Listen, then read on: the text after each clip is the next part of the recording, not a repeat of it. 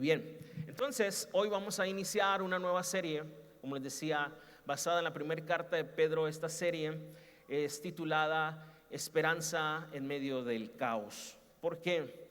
Ustedes se van a dar cuenta que constantemente el tema de esta carta es cómo los hijos de Dios podemos tener esperanza en medio de las aflicciones, de las dificultades, en medio de los problemas. Así que creo que el título va muy, pero muy acorde con lo que vamos a estar aprendiendo durante estas semanas. Así que acompáñame a orar. Vamos a pedirle al Señor que nos hable, que Él abra nuestro entendimiento, que quita toda distracción que podamos traer, toda preocupación que podamos traer en este momento, y que podamos centrarnos en su palabra. ¿Sabes que un principio espiritual muy importante para un cristiano es escuchar con atención? Porque la fe viene por el oír. Necesitamos poner atención. Muchas veces Dios nos está hablando y nosotros no estamos poniendo atención a lo que el Señor quiere hablarnos. Nunca se me va a olvidar una vez, que creo que fue el que me dijo, estuve viendo las predicaciones del 2012, no sé, 18 creo, de ABBA. ¿Dónde estaba yo cuando predicaste de eso? Pues ahí sentado, mano, pero no me estabas escuchando. A veces nos pasa que estamos tan distraídos que no ponemos atención a lo que el Señor quiere hablarnos. Pero en nuestra iglesia creemos que cuando la palabra de Dios es predicada, la voz de Dios es escuchada, hermanos. La palabra de Dios no es cualquier cosa, es la voz de Dios, hermanos. Y si hay algo importante para nosotros, debe ser escuchar al Señor. Así que oremos. Padre, te damos gracias, porque en esta mañana podemos ser testigos de tu amor y tu bondad. Al estar aquí reunidos no es por otra cosa, ni por otro poder que no sea el de tu Espíritu Santo. Tú nos has escogido en ti, tú nos has llamado, tú nos has hecho tus hijos y nos has dado el privilegio de poder ahora, Señor, escuchar tu palabra. Y no solo eso, Señor, sino que por medio de tu Espíritu Santo podemos entender tu palabra, Señor. Danos oídos para oír, ojos espirituales para ver, Señor. Quita de nosotros toda distracción que podamos tener, Señor. Ayúdanos a concentrarnos hoy en lo que tú quieres hablarnos. Te doy gracias porque tú eres fiel, porque tú eres bueno en todo momento, Señor. Y ahora que iniciamos una nueva serie, entramos con expectativa, Señor, de lo que tú vas a enseñarnos, Señor, en el nombre de Jesús. Amén y amén. Ok, acompáñame a la primera carta de Pedro, por favor. Vamos a estar estudiando solamente el capítulo 1, verso 1 y 2. Solamente 2 versos vamos a estar estudiando. Y vamos a ver lo que el apóstol Pedro dice a la iglesia. ¿Estás listo? Primera carta de Pedro, capítulo 1, versículo 1, dice de esta manera: Pedro, apóstol de Jesucristo, a los expatriados de la dispersión en el Ponto, Galacia, Capadocia, Asia y Bitinia, elegidos según el previo conocimiento de Dios Padre, por la obra santificadora del Espíritu, para obedecer a Jesucristo y ser rociados con su sangre. Que la gracia y la paz os sean, ¿qué? Multiplicadas. Excelente. Muy bien, hermanos, a manera de introducción de esta carta fue escrita, como ya lo vimos, por el apóstol Pedro, el hermano Pedro. Obviamente en la antigüedad sabemos que no era que el autor necesariamente era el escriba, el que escribía las palabras. En este caso sabemos por unos capítulos más adelante quien realmente escribió la carta fue un hermano llamado Silvano. Obviamente Pedro es el autor, pero Silvano fue el que escribió esta carta. Esta carta fue dirigida a cristianos, como lo acabamos de leer, que estaban en una región llamada Asia Menor. Aquí Pedro describe estos lugares, dice el Ponto, Galacia, Capadocia, Asia y Bitinia. Pero realmente esta era una región que se le conocía como Asia Menor, en lo que hoy territorialmente sería Turquía. O sea, si buscamos ahorita en un mapa dónde estaría esta franja, dónde estarían esta zona, sería lo que hoy es Turquía. Ahora, estos hermanos estaban siendo perseguidos por ser cristianos, estaban sufriendo hostilidad y acoso de sus vecinos por sus vecinos romanos por el simple hecho de ser cristianos. O sea, esta carta va dirigida a cristianos que estaban en esta zona, que habían salido muchos de ellos, sí, de Israel, y que habían llegado a esa zona, pero muchos de ellos no eran israelitas de nacimiento, eran personas conocidas como gentiles que habían creído también en el evangelio. Pero el contexto de la carta es que son cristianos que están en esos lugares y que están siendo de alguna manera perseguidos, sufriendo por ser cristianos. Así que Pedro toma este documento, esta carta, y escribe para traer ánimo y dirección a la iglesia. Él les habla acerca de quiénes son ellos, de quién es Dios y de cuál es la identidad que ellos tienen.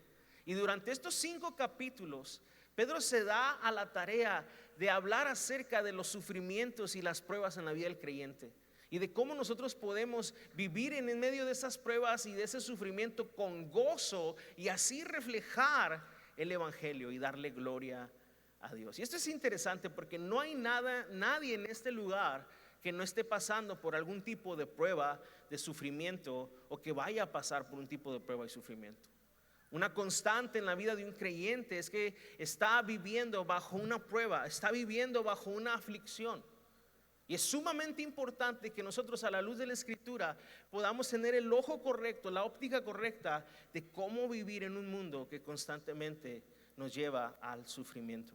Así que es interesante que Pedro haya escrito esta carta. De hecho, es muy valioso que Pedro sea el autor de esta carta, porque ¿quién es Pedro? La carta comienza diciendo: Pedro, apóstol de Jesucristo, como todas las cartas, donde hay una presentación del autor, ¿verdad?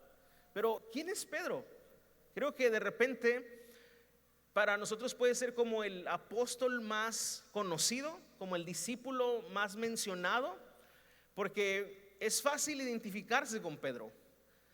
Quizás si estuviéramos hablando de Pablo era un hombre con mucha retórica, era un hombre muy estudiado, era un hombre con mucha teología, sabía muchos idiomas.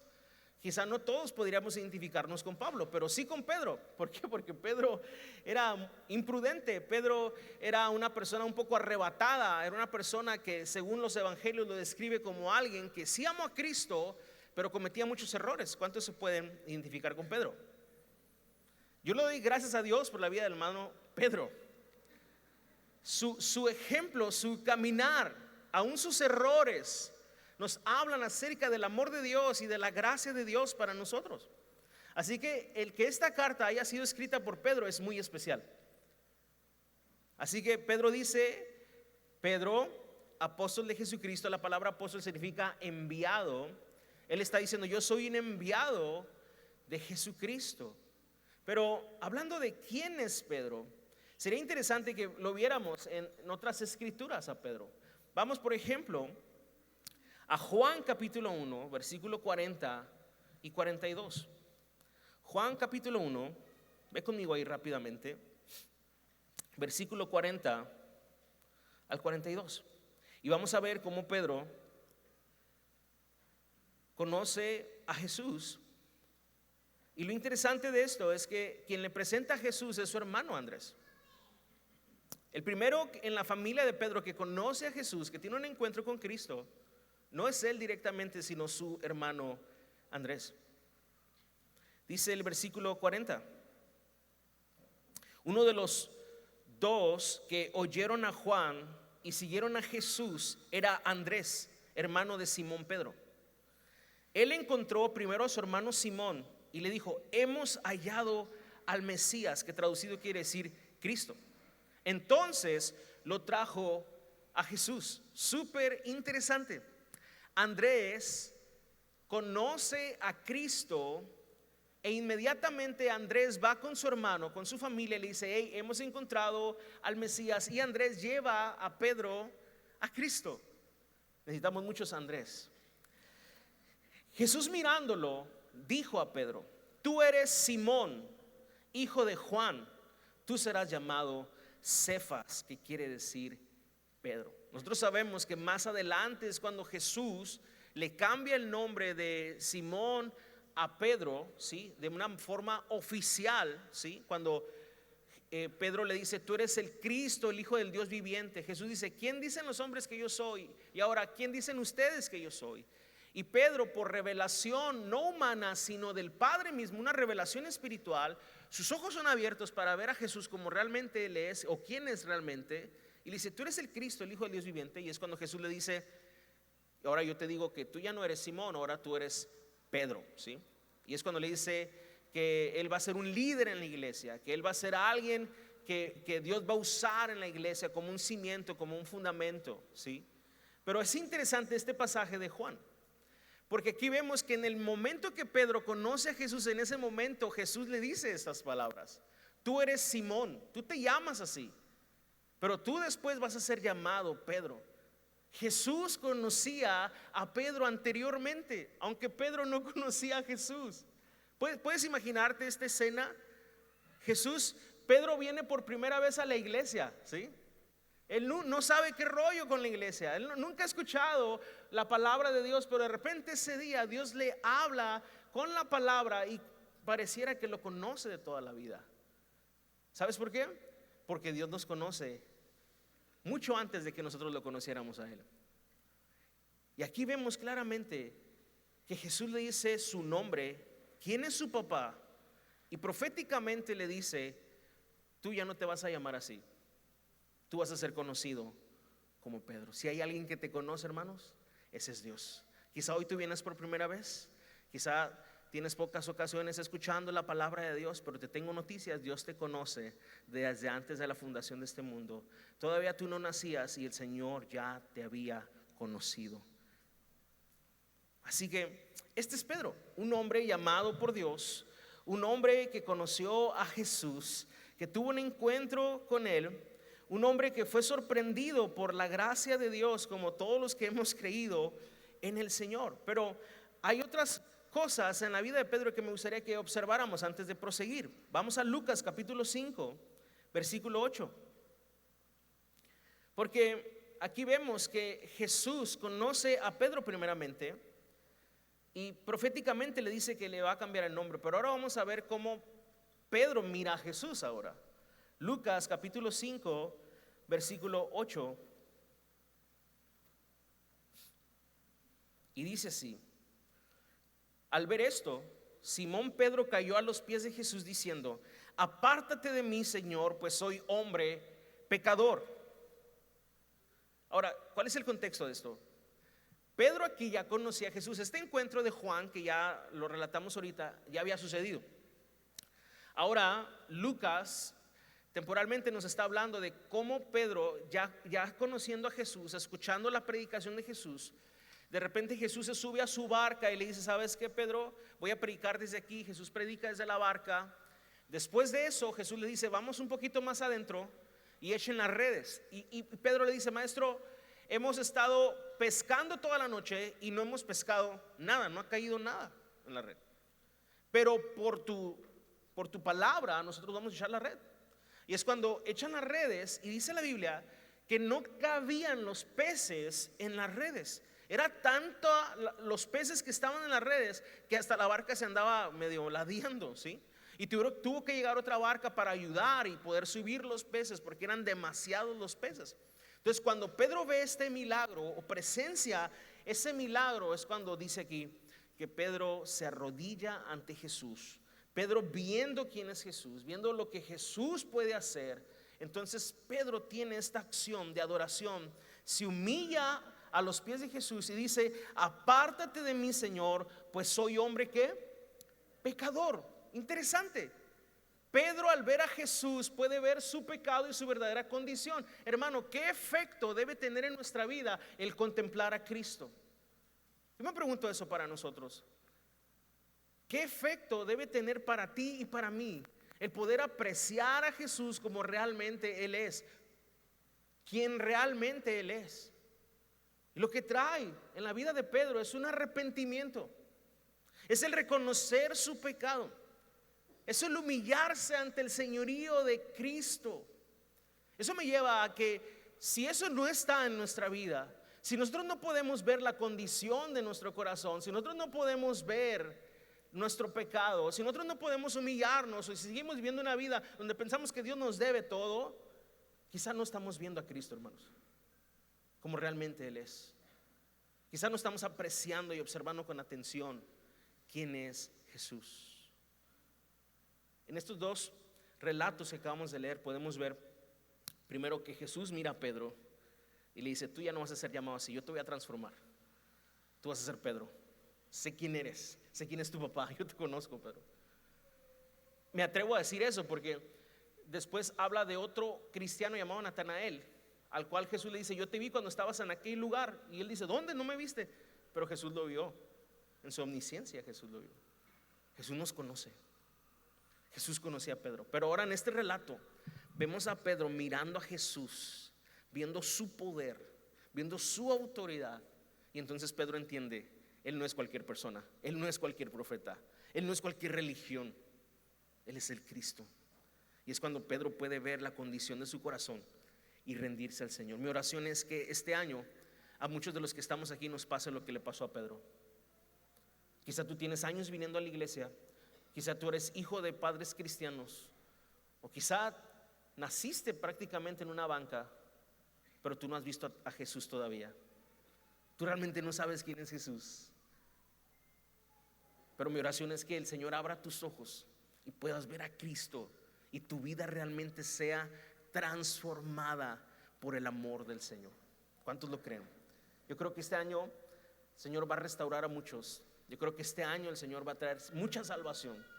Yo creo que este año el Señor se va a glorificar trayendo un verdadero avivamiento por medio de su palabra en su iglesia. ¿Cuántos lo creen, hermanos? Yo lo creo, verdaderamente estamos orando por eso. El Señor lo va a hacer y lo está haciendo. Bien, entonces ya hablamos de Pedro. Pedro dice, regresando a la carta, Pedro, apóstol de Jesucristo. Y ahora sí nos habla hacia quién está dirigida esta carta. Dice Pedro: a los expatriados de la dispersión en el Ponto, Galacia, Capadocia, Asia y Bitinia. A ellos está dirigida esta carta. Ahora, es interesante cómo Pedro les llama a estos creyentes. Les dice extranjeros o expatriados. Les dice que ellos están dispersos. O sea, ellos de alguna manera están en ese lugar, pero no son de ese lugar, ¿sí? Ellos están en esa zona geográfica, Asia Menor, pero no pertenecen a ese lugar. Ellos están dispersos, o sea, viviendo no en la mejor comunidad. Quizás están en mucha tensión y presión, pero la realidad es que están ahí por una misión. Están ahí con un propósito. Dios no los ha abandonado ahí, Dios los ha enviado ahí. Si ellos están en esa zona geográfica, es porque en el plan y en el propósito de Dios era que ellos estuvieran ahí. Ahorita no estuviéramos hablando de esto. Y me encanta pensar en el plan de Dios soberano, porque no hay nada en nuestra vida, hermanos, como iglesia, que hayamos pasado, que vayamos a pasar, que no forme parte del plan soberano de Dios. ¿Puedes creer eso, iglesia? Dios no se sorprende y dice: ¿dónde andas, hijo? ¿Dónde me metiste? Porque no sé en qué iglesia estás ahorita. No, o sea, eso no pasa así. El Señor te conoce, nos conoce, y todo lo que viven sus hijos es parte de su plan. Lo que entiendo y lo que no entiendo, estos hermanos extranjeros, expatriados, que estaban dispersos en esa zona geográfica, no están ahí como un castigo. Están ahí por la misión de Dios. Quizá ellos no lo podían ver, quizá ellos no lo sabían, pero todo lo que Dios hace, lo hace bajo su plan, bajo su propósito, bajo su voluntad, que es buena, agradable y perfecta. Y vuelvo a repetir, Dios no los había abandonado en ese lugar, más bien Dios los había enviado a ese lugar. Y lo que Pedro está por enseñarles en estos primeros dos versos es maravilloso, y es algo que nosotros también tenemos que recordar. Nuestra identidad, la identidad de estos hermanos, no está definida por la cultura, porque ellos eran cristianos que estaban viviendo una cultura muy distinta. Por eso eran extranjeros. Es interesante esta palabra porque me recuerda a la oración de Jesús en Juan capítulo 17. Jesús prácticamente lo que está diciendo es: ellos están en el mundo, pero no son de este mundo. ¿Y qué quiere decir eso? ¿Ellos son qué? extranjeros. Ellos están en este lugar, pero no pertenecen a ese lugar. Y te pido por ellos, no para que los quites del mundo, sino para que los guardes del mal. Es natural, hermanos, que la iglesia, los creyentes que viven en el mundo, pero no son de este mundo, vivan así. Vivan en tensión, vivan en cierta incomodidad, porque el mundo es contrario al evangelio. Este mundo es anticristiano. Este mundo no quiere a Cristo. Este mundo valora todo lo contrario a lo que la Biblia enseña. Y obviamente nosotros vivimos en un mundo que va en contra de lo que nosotros amamos y creemos, en contra de Cristo. Y eso nos puede llevar y nos lleva a vivir momentos de hostilidad. A veces con nuestra propia familia, en nuestros trabajos. Y vamos, no es algo que Jesús no nos haya dicho antes. Jesús dice, por mi causa los van a perseguir, por mi causa van a mentir acerca de ustedes, van a vituperiarlos. Y esto mismo estaba pasando con estos hermanos. Cuando Pedro dice, ustedes son extranjeros y dispersos, no necesariamente está hablando de una condición geográfica en sí, sino la condición en la vida en la que ellos estaban viviendo, en un mundo del cual ellos no pertenecen. En sí, todos los que estamos aquí, todos los creyentes, somos extranjeros en este mundo. Cartas como las de Pablo dicen que somos peregrinos y extranjeros. Estamos de paso por este mundo. Y es natural que vivamos con estas tensiones, que vivamos de alguna manera siendo perseguidos. Pero no debemos de perder de vista que estamos bajo la misión de Dios. La gran tentación que tiene un cristiano que está siendo perseguido, que está viviendo en un mundo hostil o contrario a lo que él cree, es huir, es evitar.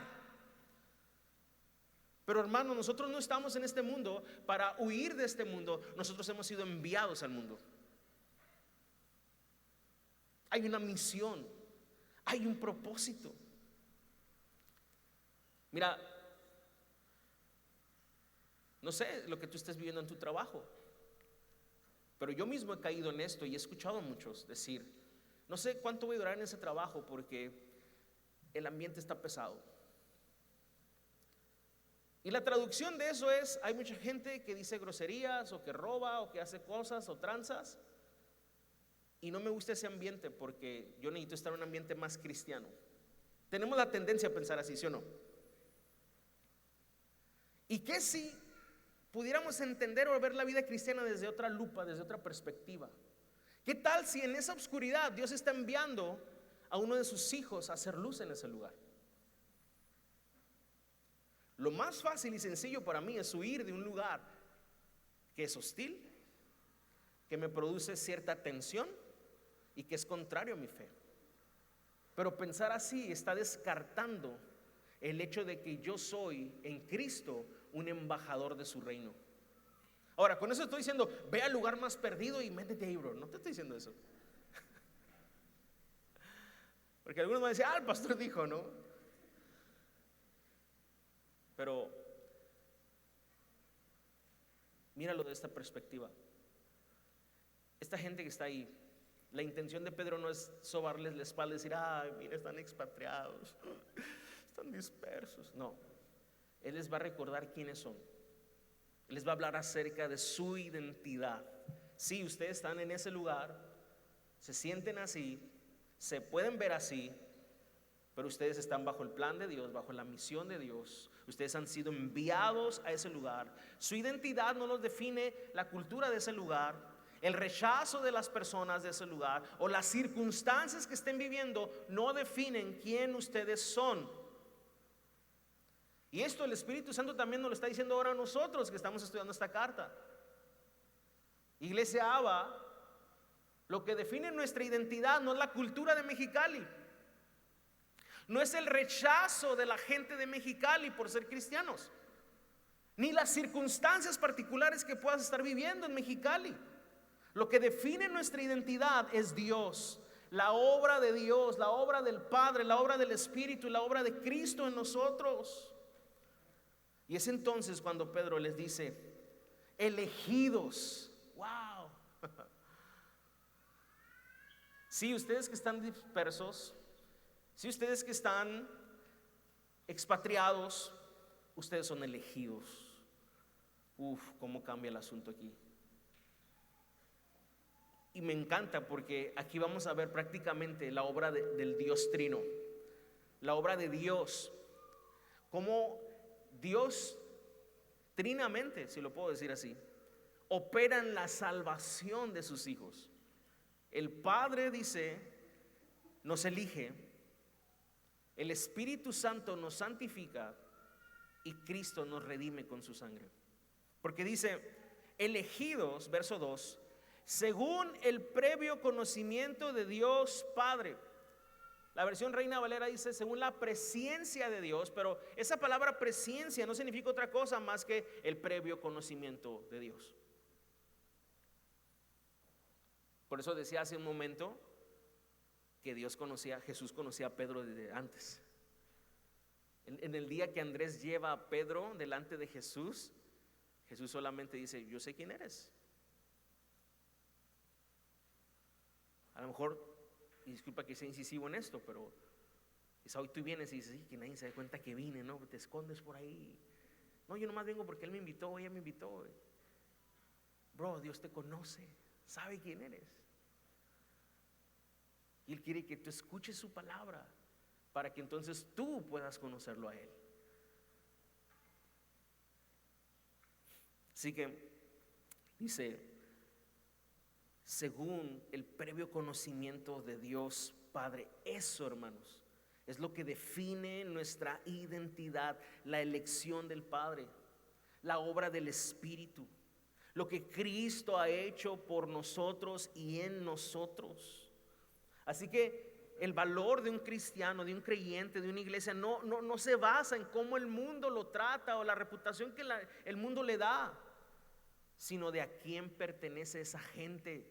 Y es lo que Pedro le está diciendo a estas personas. Ustedes sí, están expatriados y dispersos, pero ustedes fueron elegidos por Dios. Ustedes fueron santificados por el Espíritu Santo. Ustedes han sido redimidos con la sangre de Cristo. Y ahí está su valor. Y en ese valor que tenemos en Dios puedes enfrentar lo que venga. Porque sí, este mundo es hostil. Sí, este mundo es contrario a Dios, pero no te preocupes. Todo lo que sucede, hermanos, sucede en un ambiente controlado por el único Dios soberano y todopoderoso, que es nuestro Dios. Qué manera de darles esperanza a los hermanos.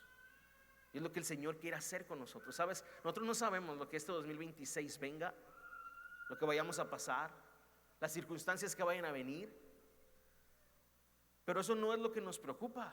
No entramos a estos nuevos 300, bueno, ya van más de días, 360 días, ¿sí? Con miedo, con ansiedad, y a ver qué me depara el destino. Nosotros no creemos en eso, nosotros creemos en la voluntad del Señor, en el plan de Dios para sus hijos, que fueron elegidos según el previo conocimiento de Él. Ahora, esto del previo conocimiento es sumamente importante que lo veamos, porque alguien pudiera pensar que cuando la Biblia dice el previo conocimiento de Dios es que Dios sabía quiénes iban a creer y por eso los eligió, pero eso no es lo que está diciendo el apóstol Pedro aquí. Más bien, Dios nos conoció y gracias a su elección es que nosotros somos santificados por el Espíritu y podemos creer. Aquí es importante que podamos apreciar la salvación de Dios, la obra de Dios para los elegidos. Dice, antes nos conoció, según dice, como la Reina Valera lo dice, según la presciencia de Dios Padre. Nuestra salvación no inició con una decisión humana. Nosotros no fuimos los que elegimos a Dios, hermanos. Claro que hay un momento en la conversión donde nosotros decimos, me arrepiento de mis pecados y sigo a Jesús. La Biblia dice en Romanos que con el corazón se cree para justicia y con la boca se confiesa para salvación.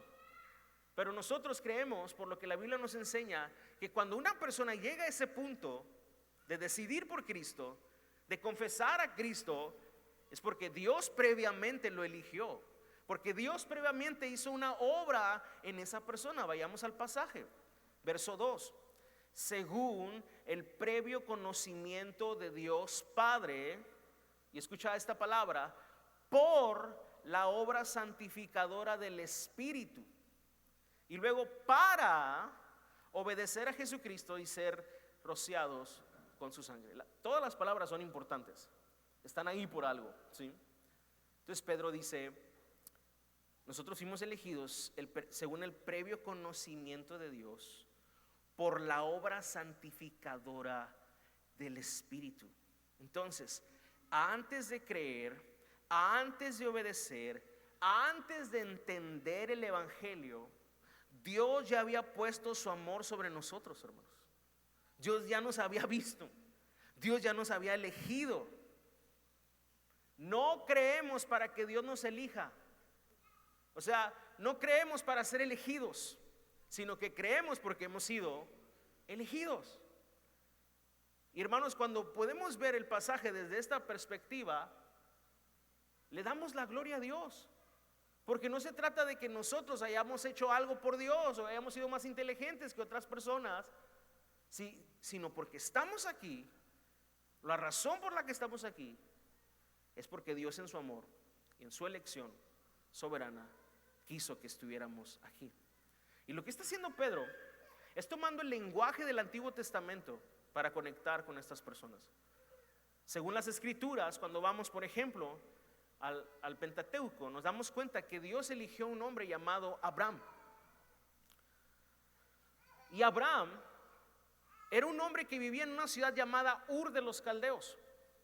Y cuando tú te das cuenta cómo Dios elige a Abraham, no lo eligió por ser bueno, no lo eligió por ser obediente, no lo eligió por tener fe. Abraham era un pagano, hermanos. Abraham y su familia veneraban otros dioses. Ur de los Caldeos era una ciudad totalmente pagana e idólatra. Pero Dios, en su amor y en su soberanía, decidió elegir a Abraham y hablarle y decirle: Abraham, sal de ese lugar, sal de tu tierra, de tu parentela, al lugar que yo te mostraré. De ti, Abraham, voy a hacer una gran nación. Y sabemos nosotros históricamente que de Abraham vienen los hebreos y posteriormente los israelitas y judíos. De un hombre que Dios eligió soberanamente. Ahora, esto es cosa que Dios le recuerda a todo el pueblo a través de Moisés en Deuteronomio también. Dios le dice al pueblo en Deuteronomio capítulo 7, versículo 7. Si puedes ir conmigo ahí rápidamente. Deuteronomio capítulo 7, versículo 7. Y creo que más claro ni el agua. ¿Estás conmigo ahí? Deuteronomio 7, 7. Porque 7 es el número de Dios. Sé que algunos ya dijeron, no, es que 7 más 7, 14, lo divides por 2. Ok, Deuteronomio 7:7, el Señor no puso su amor en ustedes, ni los eligió por ser ustedes más numerosos que otro pueblo, pues eran el más pequeño de todos los pueblos, mas porque el Señor los amó y guardó el juramento que hizo a sus padres, el Señor los sacó con mano fuerte y los redimió de casa de servidumbre de la mano de Faraón, rey de Egipto. Dios a través de Moisés le está recordando al pueblo de Israel cuando lo sacó de Egipto: hey, Dios no los eligió a ustedes por su capacidad. Dios no los eligió a ustedes porque fueran diferentes. Dios no los eligió a ustedes por su fuerza. Dios no los eligió a ustedes por su belleza.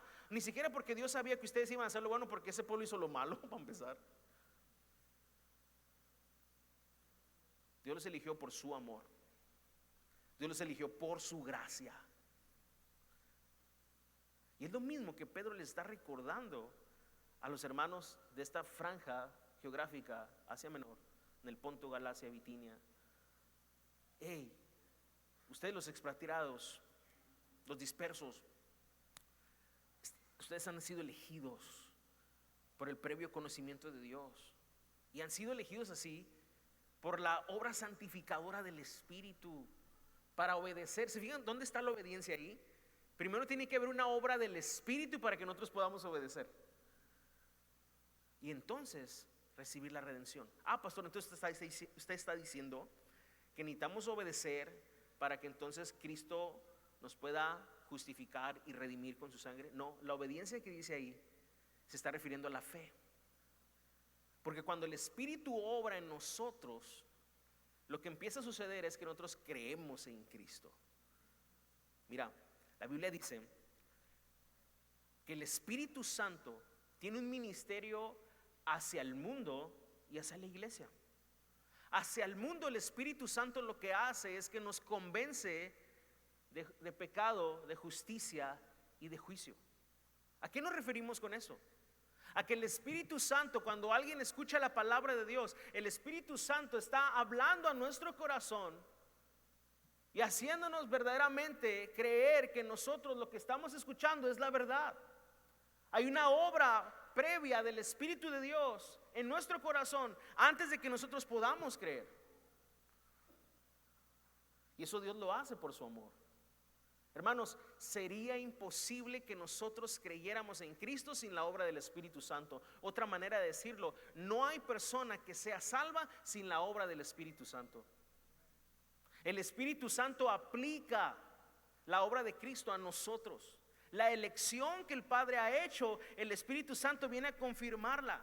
Efesios capítulo 1 versículo 13 dice: habiendo oído el evangelio de vuestra salvación y habiendo creído en él, fuiste sellados por el Espíritu Santo de la promesa.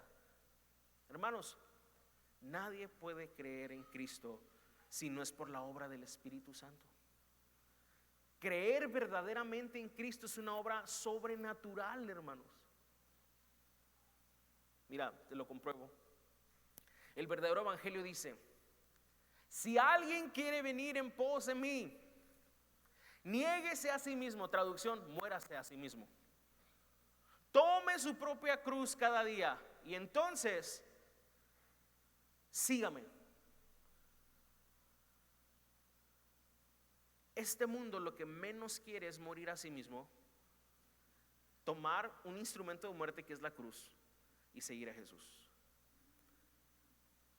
El hombre natural que vive en el mundo lo que quiere es seguir su propio camino, vivir para sus propios deleites, planes y sueños. Y ahí estábamos tú y yo.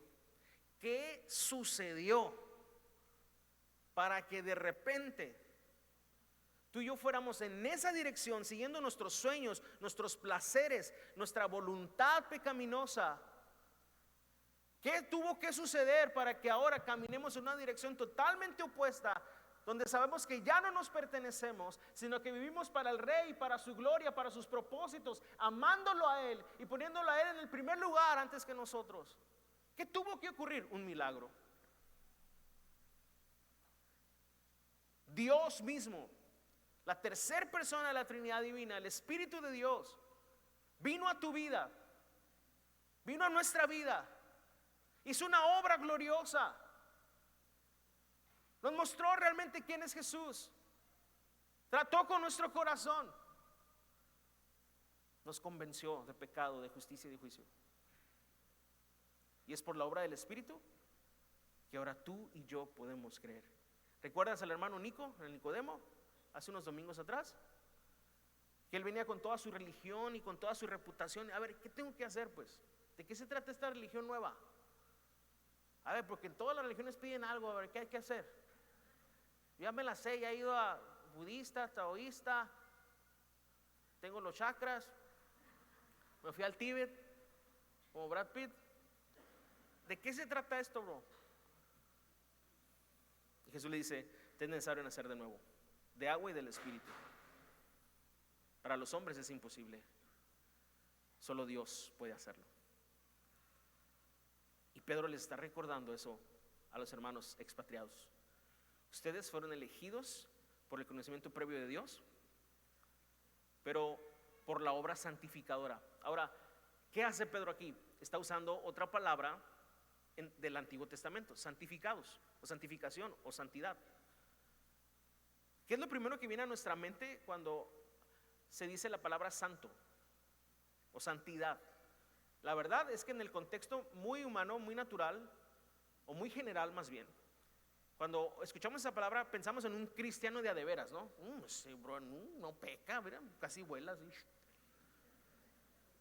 O cuando alguien de buena reputación dentro de una iglesia o en el cristianismo dices, cuando esa persona fallezca ni aro va a tocar, ¿no? Decimos, no, o sea, ni suelo, se va a ir. Pero Pedro no está usando ese contexto aquí, no está usando la palabra en ese contexto. Santificación significa, o santidad, o santificados, lo que se está refiriendo es apartados, separados de. ¿Y por qué digo que Pedro está usando esta palabra del Antiguo Testamento? Porque en el Antiguo Pacto, cuando estaba el templo o el tabernáculo, había instrumentos que eran santificados para uso exclusivo del templo, uso exclusivo para ministrar a Dios. Por ejemplo, había una cuchara que nadie podía usar y para ninguna otra cosa que no fuera para el templo. Había un vaso que nadie podía tocar, que nadie podía usar para otro propósito más que para el templo. Aunque tú tuvieras vasos en tu casa y cucharas en tu casa, esas no eran apartadas, pero esas que habían sido separadas y apartadas eran para uso exclusivo de lo que ministraba al Señor. De la misma manera, el pueblo de Dios ha sido un pueblo apartado, separado para Dios. Y tú tienes que entender esto. Esta santificación de la que está hablando Pedro no tiene que ver con tu conducta en este contexto. Todavía no está hablando de la conducta, está hablando de la obra de Dios. Dios primero te separó, Dios primero te apartó porque Él te eligió previamente para ser suyo, para ser su hijo. Hasta entonces, después tú pudiste creer cuando escuchaste el evangelio, te convertiste, tuviste esa revelación de quién es Jesús. Pero todo eso sucedió previamente. ¿Por qué? Por la obra de Dios. Dios hizo su obra primero, hermanos. Dios te santificó, Dios te apartó primero. Si tú estás aquí, es por la obra de Dios. Si tú eres un cristiano, si tú amas a Cristo, es porque el Señor primeramente te apartó, te santificó. Él dijo, Él es mío, ella es mía. Y hermanos, yo me gozo por esto. Porque miren, yo no sé tú, hermanos, pero yo soy bien burro todavía. Yo a veces ando dudando de quién soy.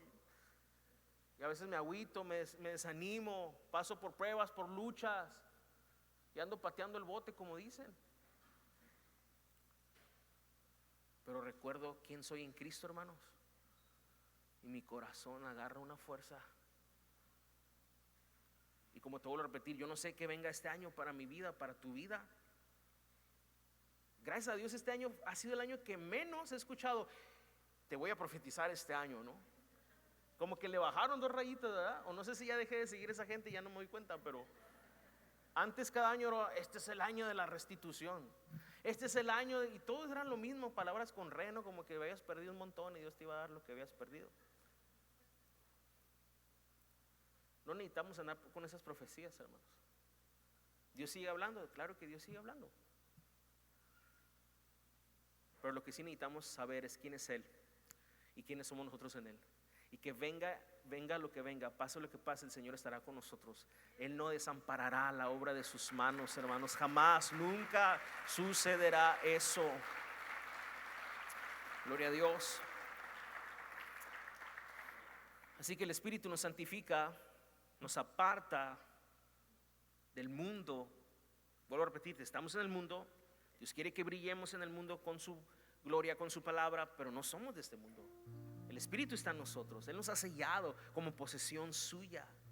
Y escucha esto, la obra del Espíritu también es que podamos creer en Cristo, como ya lo expliqué hace un momento. El Espíritu nos dice quién es Jesús, nos revela quién es Jesús. Nosotros estamos muertos, estamos ciegos espiritualmente, pero la obra de iluminación del Espíritu, la obra interna del Espíritu, cuando tú vas a la palabra sin el Espíritu, tú ves pura información y letras, datos. Pero cuando nos acercamos a la palabra de Dios con el Espíritu nos da revelación, nos muestra quién es Jesús. ¿Recuerdas hace un momento que decía Pedro miró a Cristo y se humilló y dijo, aléjate de mí, yo soy un pecador, no te merezco y no te convengo, Señor? Esa es la obra del Espíritu. Muchos nos acercamos en nuestras fuerzas, sin el Espíritu, y es cuando sentimos como que Dios nos debe, como que vivimos un cristianismo, pues a ver si voy porque no has sido bueno conmigo, no me cumpliste el capricho que te pedí, y medimos nuestro servicio y medimos nuestro dar, nuestra generosidad y nuestra actitud en base a lo que Dios nos da. Muy probablemente esas personas que piensan así no han nacido de nuevo. Porque una persona que ha nacido de nuevo y que puede ver a Cristo por la obra del Espíritu, lo ve como el Señor, el Rey de Reyes y Señor de Señores. Y aunque progresivamente él va creciendo en su conocimiento y la revelación va siendo más grande en su vida, y en la medida que esa revelación es más grande, su rendición es mayor. La realidad de las cosas es que nada de eso podría ser posible sin la obra del Espíritu Santo, sin la obra de Dios. Entonces dice, regresando al pasaje, dice, para obedecer a Jesucristo. Quiero que quede muy acentuado esto. Primero es la obra del Espíritu interior, dándonos un nuevo corazón, una nueva mente, regenerándonos, aplicando esa elección que el Padre hizo. Y entonces nosotros obedecemos a Cristo. ¿Cómo lo hacemos? En fe. Creemos quién es Él. Jesús dijo, y esta es la obra del Padre, que crean en mí, que crean en el que Él envió, porque Jesucristo es el enviado del Padre. Esa es la obra de Dios, que creamos en Él. Y como ya te dije, creer no es cualquier cosa. No es como cuando dices, yo creo en el osito Bimbo, yo creo en Santa Claus. No es eso. La idea es creer y obedecer. Porque creer quién es Jesús, quien dijo ser, implica, hermanos, acción. Yo no puedo decir, tú eres el Señor, el Rey de Reyes, no hay otro como tú, pero yo voy a vivir como yo quiera.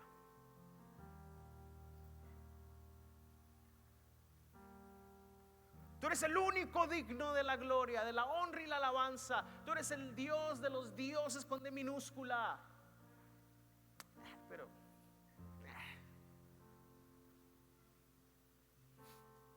creer realmente en Jesús es rendirse a Él.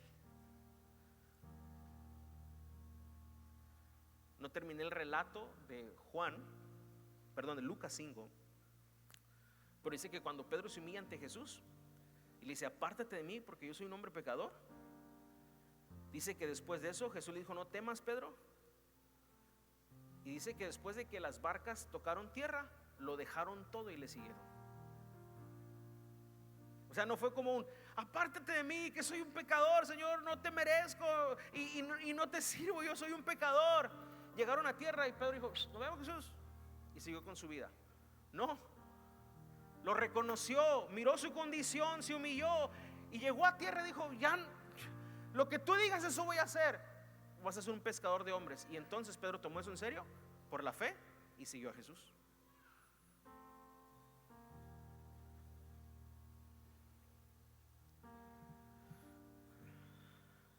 La fe no es un requisito para ser salvo, sino es la evidencia. La obediencia, perdón, no es un requisito para ser salvo, sino es la evidencia de que nosotros estamos realmente en el Señor, que hemos reconocido quién es Él, que hemos creído realmente en el Señor, como quien dice Él que es. A lo mejor tú has creído en el cristianismo o en la religión o en las canciones o en algo que te gusta, pero no has visto a Cristo realmente como el Señor y Salvador.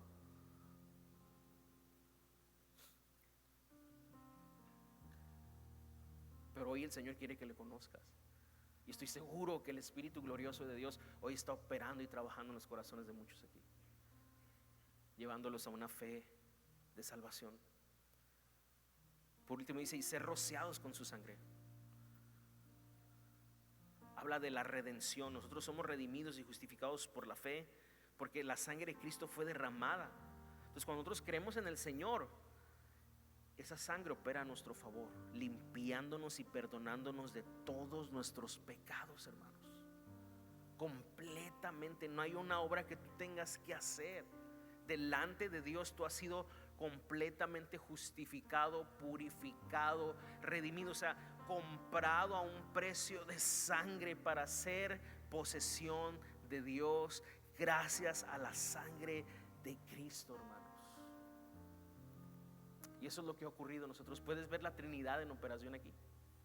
El Padre eligiendo, el Espíritu santificándonos y a Cristo comprándonos, redimiéndonos con su sangre. Por último, este saludo termina con una frase muy usada, no solamente por Pedro, sino por Pablo también. Y lo que hace es usar dos palabras que hablan del Evangelio: que la gracia y la paz os sean multiplicadas, dice. La palabra paz es la palabra en hebreo shalom, y gracia está en griego.